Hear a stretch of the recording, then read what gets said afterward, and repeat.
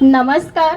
संखे कुटुंबाच्या वतीने आणि मोठी सून म्हणून इथे उपस्थित असलेल्या सर्व नातेवाईक तसेच माझ्या सासऱ्यांचे मित्रपरिवार व सहकाऱ्यांचे मी मनापासून स्वागत करते.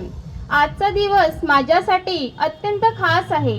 आपण सर्वजण माझे सासरे श्री नरेंद्र शांताराम संखे यांच्या निवृत्तीचा हा आनंदाचा क्षण एकत्र येऊन साजरा करत आहोत.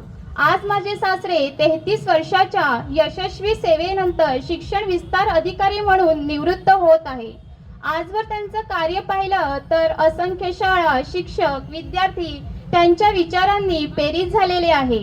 शिक्षक म्हणून ते विद्यार्थ्यांना घडवत होते आणि अधिकारी म्हणून ते शिक्षकांना योग्य मार्गदर्शन करत होते.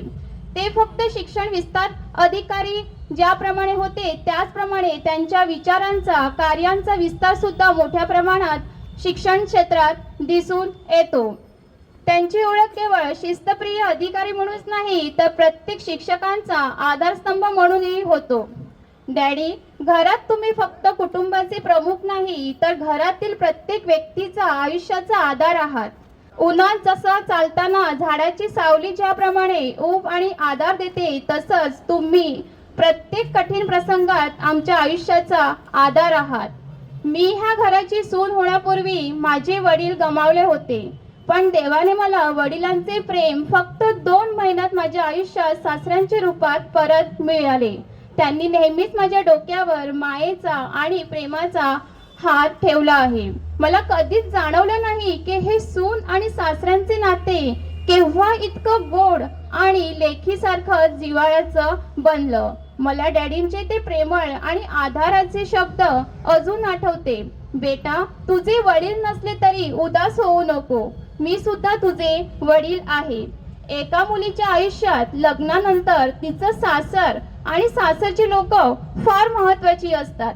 आज माझ्या सासऱ्यांचे एवढं सुंदर व्यक्तिमत्व, प्रेमळ स्वभाव, उच्च पदावर केलेले उत्तम कार्य हे सर्व घडू शकले त्यांच्या आई वडिलांच्या संस्कारामुळे. आमचे बाबा जे स्वतःही निवृत्त शिक्षक होते, आज या जगात नसले तरी आजचा हा क्षण त्यांनी पाहिला असता तर आपल्या मुलाला शिक्षण विस्तार अधिकारी म्हणून निवृत्त होताना पाहून त्यांचे मन भरून आले असते.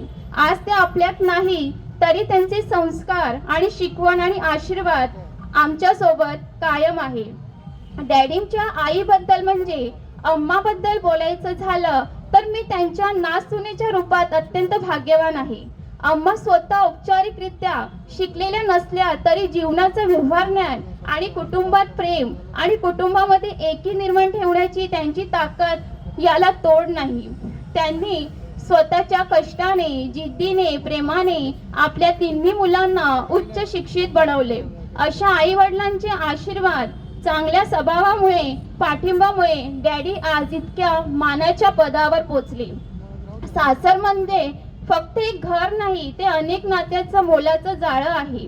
मला सासरी, नवरा, सासू सासरे, काक सासरे, काकू सासू, आत्या सासू, आतोजी हे सर्व इतक्या प्रेमाने, जिव्हाळ्याने मिळाले की जसं माझ्या माहेरी माझे आई वडील, माझे भाऊ, काका काकू, मामा मामी, आत्या आतोजी आणि माझे सर्व बहिणी माझ्यासोबत प्रेमाने होते, तसंच इथेही मला तेवढंच मायेचं, आपुलकीचं घरपण देणारं कुटुंब मिळालं. त्यांच्या प्रेमळ स्वभावामुळे, आपुलकीमुळे मला कधीच जाणवलं नाही की मी सासरी आहे. हे घर माझ्यासाठी माहेरासारखं बनलं आणि या बाबतीत मी खरोखर नशीबवान आहे. डॅडींबद्दल मला गोष्ट सांगायला आवडेल की दिवसभर मेहनत करून, धावपळ करूनही घरी आल्यावर तुमच्या चेहऱ्यावर नेहमी हास्य असायचे. आज त्यांच्या आयुष्यातील ही धावपळ थांबते, पण कष्ट करूनही हसमुख राहण्याची ही त्यांची सुंदर शिकवण आमच्या तरुण पिढीसाठी नक्कीच प्रेरणादायी ठरेल.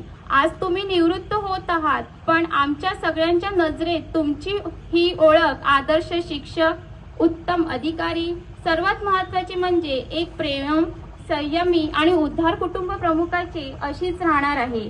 निवृत्त म्हणजे थांबणं नाही तर स्वतःसाठी, कुटुंबासाठी आणि मनाला आवडणाऱ्या गोष्टींसाठी वेळ मिळणार आहे. डॅडी, तुम्हाला तुमच्या पुढील वाटचालीसाठी मनपूर्वक शुभेच्छा. देवाकडे माझी एकच प्रार्थना, तुम्हाला उत्तम आरोग्य, आनंद आणि दीर्घायुष्य लाभो. माझ्या सासऱ्यांच्या निवृत्ती समारंभात सर्व उपस्थित राहून त्यांना दिलेल्या मान सन्मानाबद्दल मनापासून आभार. तुमची उपस्थिती, शुभेच्छा आणि प्रेमामुळे हा दिवस आमच्या कुटुंबासाठी खूपच खास आणि अविस्मरणीय आहे.